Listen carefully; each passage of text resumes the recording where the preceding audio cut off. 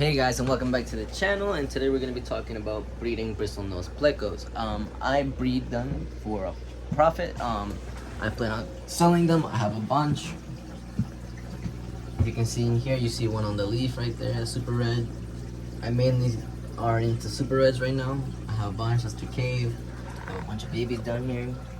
I do daily updates on that. If you guys haven't checked that out, you guys should definitely check that out. That playlist. I'll put that in the video right now, so you guys can click on that. Definitely watch that after this. As you see, I got a big one right here. One of my breeders. But anyway, I'm just teaching you guys the way I do it. It's really actually a lot. Very simple compared to what most people think. As you can see, I have a bunch of them in. Oh wow, they scattered. But as you can still see some of them on the top. But I have a bunch. I have some in this tank. He's like fading away for some reason, the color. That's a lemon, longfin, blue-eyed. I have a bunch of these super reds on top. Anyway, so going back to the way I take care of them. So I keep my Plecos at an average between 75 to 80 degrees, depending on which tank they are. On my sump here, on my 3 tanks here, I have this right now at 78. And that's just from one heater down here in the sump that's heating up all the 3 tanks. So again, the main thing that I usually do, you have to make sure, step number 1, make sure you have a male and a female. How I tell between male and a female is, let's see if you can see it right there. As you can see the little pointy things right there, right? There he is. See, that's a male. How do I know that's a male? Is he's got those huge horns. You can see right on the top. Versus a female like that, as you can see, it doesn't have those bristles. Those bristle horns on her. That's the main way I can tell, but that you can only really tell that once they're fully grown. Well, they're mature, at least fully mature. But so first you have to make sure you have a male and a female, and they've got to be breeding age and not crazy old either, because then you probably won't get a spawn. So typically it's between 8 to 12 to a year is when they first start spawning, which is what these guys are about. These guys are about a year and a half right now. And they've been spawning pretty often. I have caves in both the tanks, down here and in this one. I have a bunch of caves in my 55 that I breed them for. But yeah, so you have to make sure you have a male and a female. You have to make sure that they are the right age. And you have to make sure that you have a place to put them. For example, I have a cave for them to breed in. I have a cave for them to breed in. These are water spikes. You can get them on Amazon. I've paid, I think, $12 for like 6 of them. They're pretty cheap compared to the breeding caves that they have, which are actually pretty expensive, like $6-7 each. I paid $3 about for each of these, and that's much better. I like to be cheap. But going back to the fish, and you also want to make sure your water conditions are pretty pristine. So fish breed when the water conditions are pretty good. They don't want to breed and bring life to a place that the water is not at the right parameters. The pH level, the temperature is a big thing. So my pH is around 7. I have live plants in most of them. The heat temperature I told you is between 75 to 80. On an average is around 78. Once I do a water change, it brings it down to like 75, 76 Fahrenheit, by the way, guys. And yeah, you want to make sure they have enough caves. So what I recommend is usually more than 1 cave. I only have 1 cave in those, and those guys are in those, and it works for them. But typically I would recommend at least 2, so they can have a choice. They can prefer one or the other, but it's not needed. What else? Oh yeah, so let's start with the diet. Let's continue with the diet. So I feed my bristlenose a balanced diet between rapashi, the Solian green. This thing's that's what it's called. I did a review on it. If you guys haven't checked that, you guys should definitely check that out on my channel. Of how I made it and what I think about it, and is it worth it. I feed them that for the good amount of protein that they have in it. I also feed them zucchini, as you can tell here, blanched zucchini on the bottom there before. And I also feed them wafers. So I have Hikari wafers, and I also have some bug bites, fluval bug bites. Algae crust. It's not sponsored or anything like that. I don't get anything out of that, but yeah. Let's get a video of the fish up close now. So that's the female, and there's the male. So what happens is that once you put the cave inside, the male will actually, once he gets used to the cave, once he's used to the parameters of your tank, the location, he's not new to the tank anymore, he'll actually go inside like that. And after some time, he'll start like blocking half the cave like that, enticing the female to go inside and breed with him. Now the female will only go with him if she is okay and ready to breed. So you have to make sure she's eating enough. And to do that, they are mainly focused on eating plants, but they do need protein in them so they can fatten up. So what I like to do is give them the mix between Hikari wafers, Rapashi, green Solian, and also the fluval green wafers. I think they call them algae crisp. But I feed them a mixture between all those three, and they do great. They get pretty thick. I mean, you can see she's not skinny, and they have produced babies, as you can tell.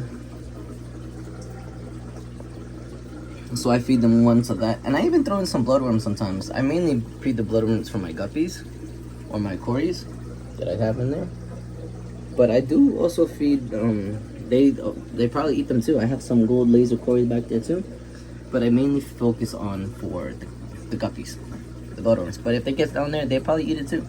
Now I haven't had a problem with them actually eating my plants. Only when they start like falling apart like that, I've actually seen the babies go on and eat it.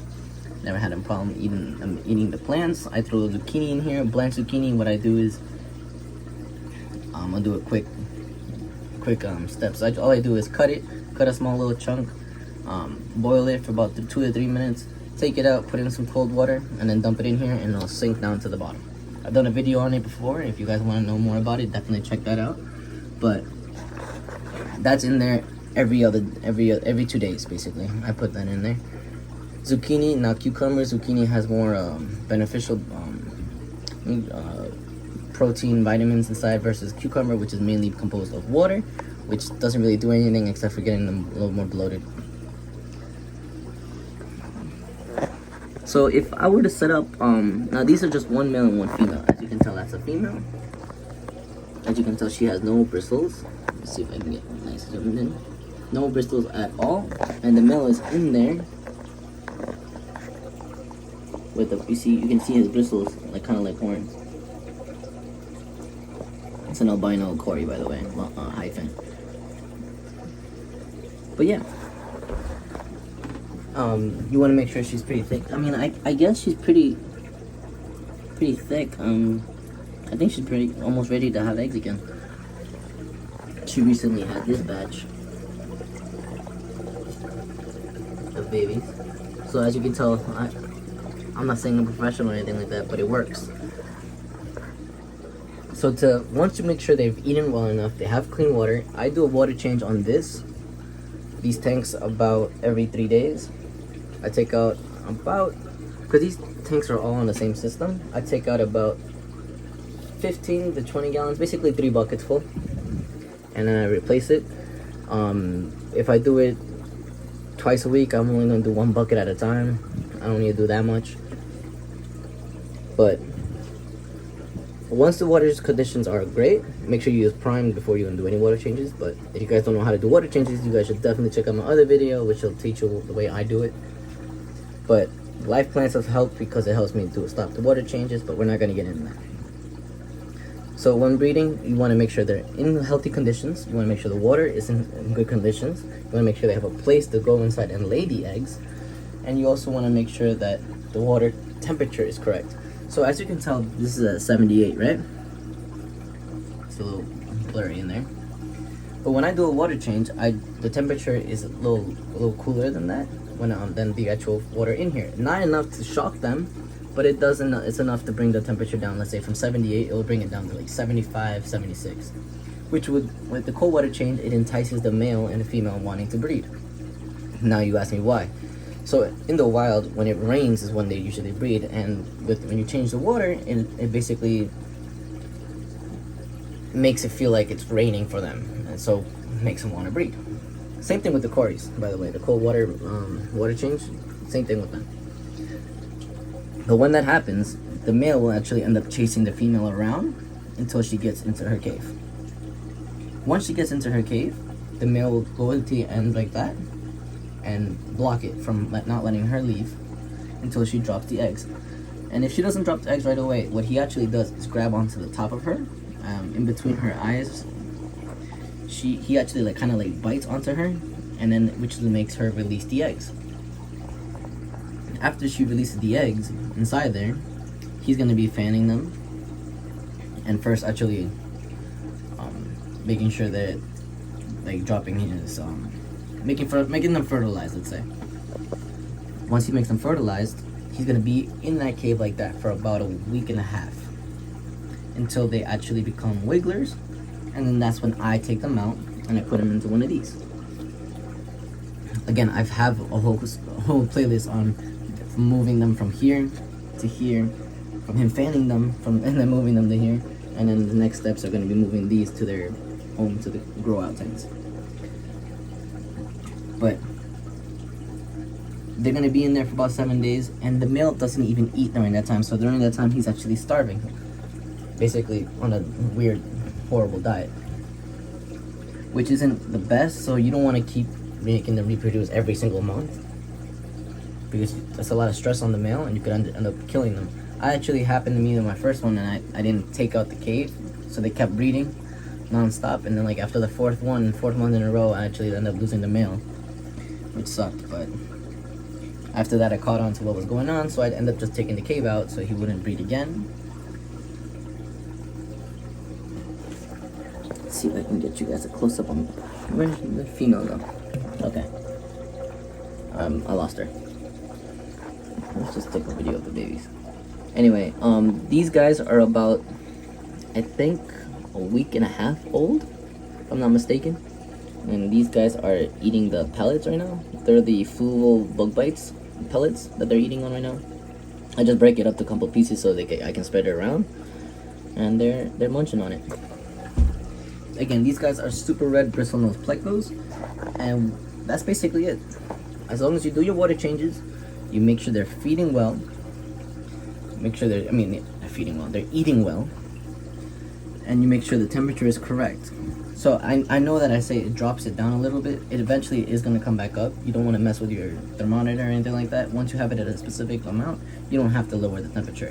When you do the water change, it will do it itself. And then it's okay for it to come back up, but that's just to entice them. But as you see, I have these babies. These babies are all produced by me. I haven't bought any of these babies. The only thing I bought were the actual parents from different bloodlines. Like this and this don't come from the same batch. These guys are two different bloodlines. One was local, one was, this one was locally, so I can get the right size, hand-picked, and this one was online ordered.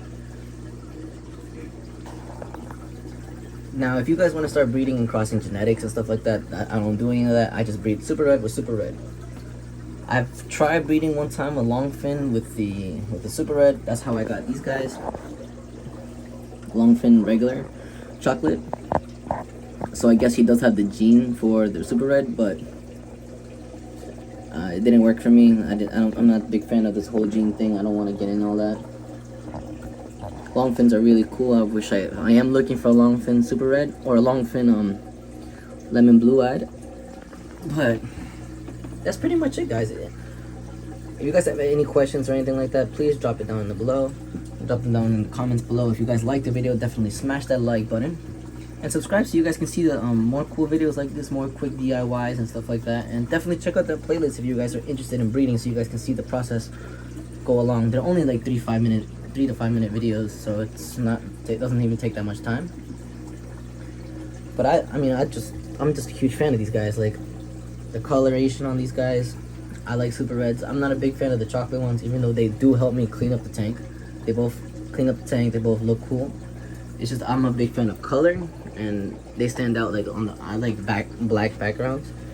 None of these have any backgrounds because these are just breeding tanks. These are just for profit.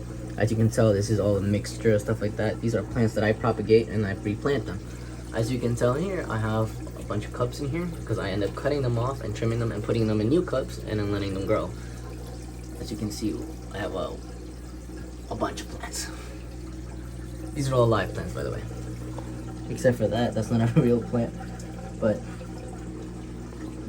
yeah, if you guys have any questions on the Super Reds, if you guys want to purchase these guys, I do have them available. You guys could just send me a DM through Instagram. I'll be taking PayPal only for the moment, and I'm only doing pickup unless you guys want to work out a shipping method. Definitely, I'm interested. If you guys want to, definitely drop it down in the comments below, or even DM me so we can work something out. I'm located in New York, Westchester, and I'm gonna be selling the babies. There have to be a minimum of 1 inch, so I won't be selling them when they're that small, but a little bigger than him, basically. You see that little. I love the color on these Super Reds, man. This is just great. Anyway, I'm gonna be start selling some of my plants. Like as you see, this guy came from one of those little, and he's just doing great. Plants aren't for sale yet because I'm still growing. I want them to get a lot bigger than what they are right now, so they're not for sale yet. But these guppies are gonna eventually end up being for sale. And I do have a bunch of guppies for sale. I mean, I have a bunch of babies still, so they're not really ready to go yet. But that's the mom, that's the dad. I love the color. I want to see what they come out to. I actually have a bunch of babies. If you look carefully here, I moved all the babies to here so they have more space to hide. But as you see, that's the chocolate longfin that I have. These are all my babies. I produced these guys. Now, if you guys want to do a colony, I do recommend 1 male, 2 females. I don't recommend the reverse. I've never done it before, but the 1 male ends up doing all the work, and the other male you just have there. So what I would do recommend is getting a nice size male and 2 females. That's the way I would go. There's actually many times that the male would actually breed with both of them in the same cave, so you'll have 2 clutches of eggs, which is really cool because then you've got the male doing the same work in 1 cave, which is amazing. As you can tell, I have 1, 2, 3, 4. This is a PVC pipe, by the way, 1.5 inch PVC pipe. These holes are 1.5 inch as well for the water spikes. So again, I have 4, 5, 6. I should have 1 more, 7. They've bred in the PVC pipes, they've bred in the spikes, so they both work for me. I like the water spikes better because I didn't have to do anything for those, but the PVC pipe is more economic. As you can tell, if you're gonna have, basically what you need is a place that the male can trap the female inside, and he can open up his fins and it won't let her out. And the end, you want to make sure it has an end piece. As you can tell, I have that little thing in the back there, and this has no way out. And back there I have a piece of plastic covering the bag. You guys can't really see it, but you want to make sure the female can't escape, basically. I know it sounds bad, but you want the female to be able to be trapped in there. And that's pretty much it, guys. If you guys liked the video, don't forget to smash that like button. It really helps. Look at the color on that red one. Again, these guys are going to be available for sale. You guys should definitely check the Instagram at CHENG'S Aqua. Check my TikTok too at CHENG'S Aqua, and my Facebook at CHENG'S Aquarium. You guys should definitely check that out. I have a bunch of these Plecos. These are all ready to go. These are all 1 inch at least. I have chocolate, and I have chocolate long fins, and I also have regular short fin Super Reds. Anyway, thank you guys for watching, and I'll see you guys next time.